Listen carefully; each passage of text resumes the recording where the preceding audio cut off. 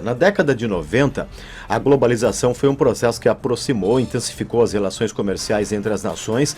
Esse contexto exigiu mudanças nas formas de negócios. A concorrência elevou, aumentou a necessidade de ampliar a qualidade dos produtos para a conquista do mercado. E a gente sabe que hoje a globalização foi abraçada pela conexão. E essa internacionalização, cada vez mais presente, também revela um lado frágil, Os efeitos de uma guerra vivenciada atualmente lá no leste europeu, que causa sintomas imediatos na nossa realidade. E é por isso que a gente fala sobre esse tema agora no Jornal da Manhã. A gente recebe o especialista em comércio internacional, o advogado Roberto Henrique Meyer, que é o nosso convidado, para comentar o cenário vivenciado pelo comércio no mundo e seus impactos para a nossa realidade de uma cidade altamente industrializada e conectada com o mundo. Só corrigindo, Dr. Roberto Hering Meyer, nosso convidado. Bom dia, Dr. Roberto, bem-vindo à Jovem Pan Joinville, tudo bem? Bom dia, Marcos, tudo bem com você? Tudo certo. Doutor, a gente sabe que o valor de importações em Joinville, de 2020 para 2021, teve um salto e praticamente dobrou, passando de 2,6 bilhões de dólares para 4,1 bilhões de dólares em produtos. Os dados são do Ministério da Indústria, Comércio Exterior e Serviço. Uma das razões deste aumento, segundo a análise do Núcleo de Negócios Internacionais da CIG, teria sido a pandemia. Na sua avaliação, a pandemia abriu algumas janelas de oportunidade no comércio internacional?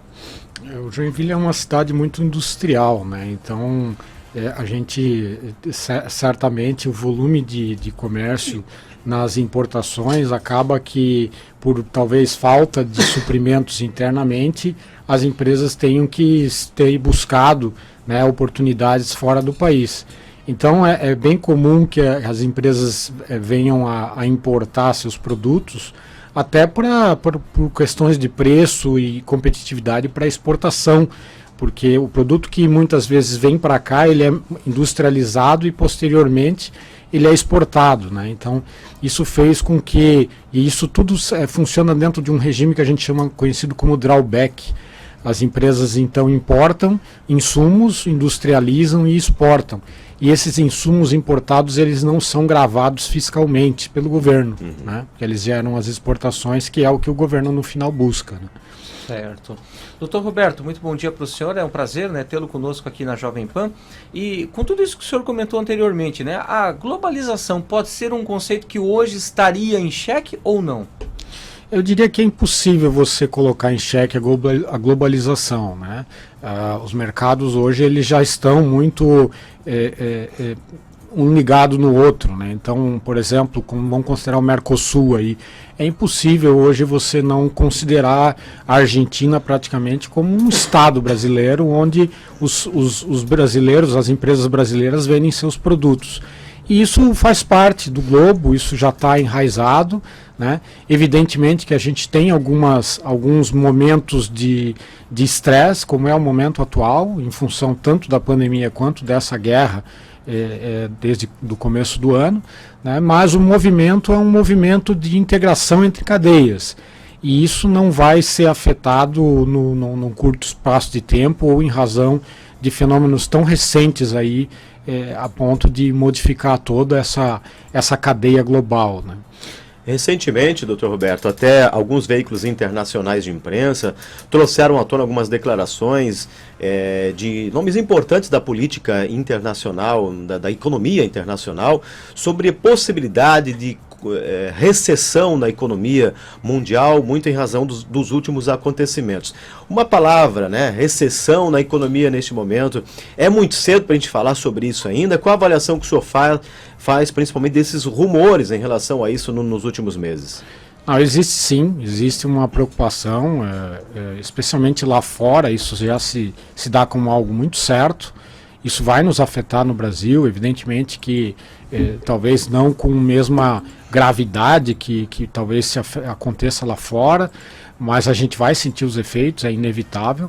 Mas ali entre Estados Unidos e Europa existe uma grande preocupação, haja vista que depois de 2008, quando houve uma crise muito grave nos mercados financeiros, não foram tomadas todas as medidas necessárias para dar solvabilidade ao sistema como se deveria, Quando veio a pandemia, os governos botaram muito dinheiro no mercado, né, para salvar as economias de um colapso, e isso provocou um movimento inflacionário. Então, assim, esse movimento inflacionário hoje ele precisa ser estancado, ele precisa ser segurado, e para isso, de novo, os governos vão tirar o dinheiro e vai faltar dinheiro na economia.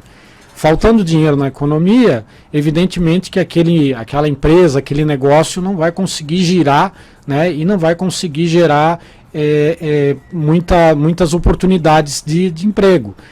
Faltando emprego, vai faltar, né, dinheiro para a população. Né? Mas então, esse faltar dinheiro, doutor, ainda é ao longo de 2022 na sua avaliação? Não, eu entendo que isso é um cenário que ele vai se intensificar para o futuro. Ele não vai acontecer só em 2022. Ele está em andamento em 2022, mas é como uma trovoada que se aproxima, né? Ela tá, o tempo fechou, nublou, e futuramente aí deve vir alguns raios aí nesse temporal, né? Então isso vai acontecer pelos próximos 2, 3 anos, provavelmente. Doutor Roberto, as restrições, né, impostas por algumas nações em algumas relações comerciais, vou dar o exemplo aqui da questão da taxação do aço, né, pelos Estados Unidos em 2018, isso pode, de alguma forma, fazer com que as nações voltem, né, ao mercado interno, deixando de priorizar, por exemplo, a relação internacional ou não? A tendência muitas vezes é que os países no curto prazo se protejam, né? Então essa medida adotada pelos americanos, ela corre em movimentos de estresse, né? Quando o país se vê numa condição de necessária proteger seu mercado frente à concorrência que está mais barata, né? Isso lá na década de 40 que levou o mundo à Segunda Guerra Mundial, né? Existe um receio muito grande, né? Nós estamos num cenário, evidentemente, de conflitos geopolíticos, né? E que essas medidas comerciais restritivas, elas tendem a arrefecer esse movimento e a causar aí níveis de estresse nas cadeias globais que não são superáveis pelos organismos multilaterais, como por exemplo a OMC, né? Que tem sede em Genebra. Então, assim, é sim uma tendência quando existe estresse no mercado. Os governos buscam se proteger seu mercado interno, né? E as consequências disso a gente não consegue hoje prever, né? Assim como não se podia prever a Segunda Guerra Mundial como ela aconteceu, né? Mas é um cenário de estresse e, obviamente, né, com um mar turbulento, a chance de ter maiores problemas econômicos ela é maior, né? Diferentemente do que a gente viveu algumas décadas atrás, onde havia um cenário já mais tranquilo de calmaria, digamos, nas economias, né? Isso afeta, doutor, em alguma situação, o mercado das fintechs ou não necessariamente? Que, aliás, são assuntos, né, que o senhor detalha muito bem no seu livro, A Revolução das Fintechs e o Futuro do Comércio Internacional, lançado recentemente na Feira do Livro aqui de Joinville. Queria que o senhor comentasse um pouquinho na questão da atualidade do mercado das fintechs e até essa questão envolvendo o futuro do comércio internacional que estão no seu livro. O mercado das fintechs é um fenômeno relativamente recente também.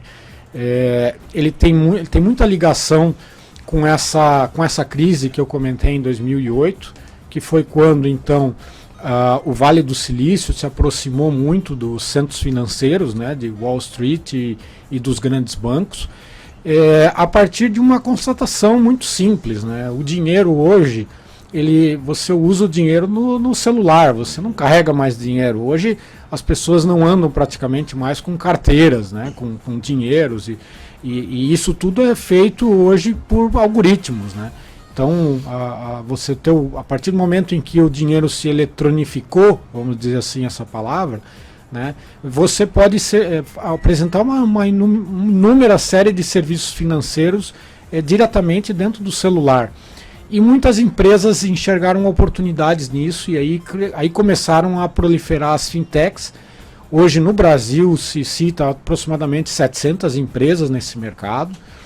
Muitas delas, evidentemente, talvez não vão sobreviver. Isso vai ser um mercado que vai se consolidar. E no livro a gente procura explorar esse movimento globalizado, né? Você imaginando, por exemplo, uma operação de comércio exterior, se utilizando não mais dos grandes bancos, mas sim de empresas que possibilitem aí uma operação fácil com uma grande usabilidade e simplificação, o que acaba arrefecendo o custo das próprias empresas e gerando, vamos lá, com a diminuição de custos, uma maior competitividade dessas empresas para poder atuar no mercado. Dr. Roberto, o senhor é autor do livro A Revolução das Fintechs e o Futuro do Comércio Internacional, que foi lançado, inclusive, recentemente, né, na Feira do Livro aqui em Joinville. Eu vou pedir licença para o senhor aqui, ó, o pessoal que nos acompanha pelas redes sociais, mostrar aqui, ó. Esse aqui é o livro, então, do senhor Roberto, né? Roberto Ellingmeyer, A Revolução das Fintechs e o Futuro do Comércio Internacional. Conta um pouquinho para a gente, para as pessoas que estão nos acompanhando nesse momento, o que as pessoas vão encontrar nesta obra do senhor?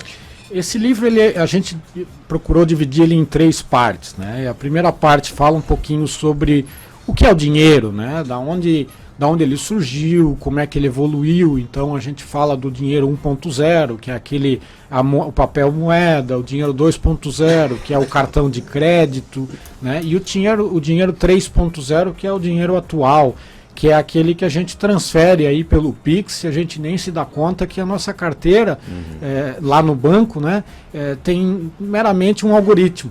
E que, se você for analisar dentro do próprio sistema financeiro, esse algoritmo, se todo mundo for lá querer sacar esse dinheiro, não vai ter esse dinheiro lá disponível, né? Então, a partir dessa constatação, a gente começa então a abordar no segundo capítulo esse surgimento dessas empresas de tecnologia aliada a finanças, e com essas novidades que a gente ouve todo dia de Bitcoin, criptomoedas, né? Esses grandes bancos que hoje não têm mais agências, né? Que funcionam só à base de cartão de crédito, e que você tem uma facilidade de utilização muito grande pela internet, e que isso está adaptado às novas gerações, né? Quer dizer, hoje quem nasceu nos anos 2000 já nasceu com o Google, né? Quem nasceu antes, né, até na década de 90 já tinha internet, né? Então, assim, essas gerações estão muito mais facilitadas em utilizar, por exemplo, uma carteira digital sem ter que ficar carregando mais papel moeda, ou, né, a própria moeda em si, se você for analisar, hoje é muito caro produzir uma moeda, né? Você pensa, por exemplo, um caixa eletrônico, você pensa lá aquele caminhão que vai lá levar o dinheiro, que tem aqueles caras com aquelas armas, né, empunhando as armas, isso tudo custa dinheiro, né? E o dinheiro então custa dinheiro. Na medida em que ele se eletronificou, né, não há mais necessidade de você olhar para agências bancárias, não há mais necessidade de você olhar para aquele volume de gente que antigamente trabalhava, né, nos back-offices dos grandes bancos, né? E com isso, obviamente, o custo tende a cair, né? O custo da operação financeira tende a cair. E no terceiro capítulo é onde eu abordo justamente esse efeito da questão da queda do custo para as pequenas e médias empresas, que na verdade são hoje 95% das empresas no mundo são pequenas e médias empresas, né? E essas empresas, elas estão hoje fora do sistema, elas não operam no comércio internacional, porque o custo de operar com o comércio exterior, importar e exportar, é muito caro, porque elas dependem dos grandes bancos, que cobram as suas grandes taxas, né? Na medida em que essa eletronificação entrar com força nesse tipo de operações, né, de comércio exterior, a tendência é que isso facilite com que essas empresas também possam operar sem esses custos e com isso favorecer o mercado e o crescimento desse mercado. E essa é a abordagem que a gente praticou aqui nessa obra. Obra que já está disponível, né, em toda a região também. Dr. Roberto, muito obrigado. É sempre bom tê-lo aqui no Jornal da Manhã. Retorne quando tiver aí novidades, né, sobre o mercado internacional, as novidades que envolvem o cenário econômico, não só no Brasil, fora do Brasil também. Muito obrigado, boa semana. É um prazer. Obrigado pelo convite. Bom dia.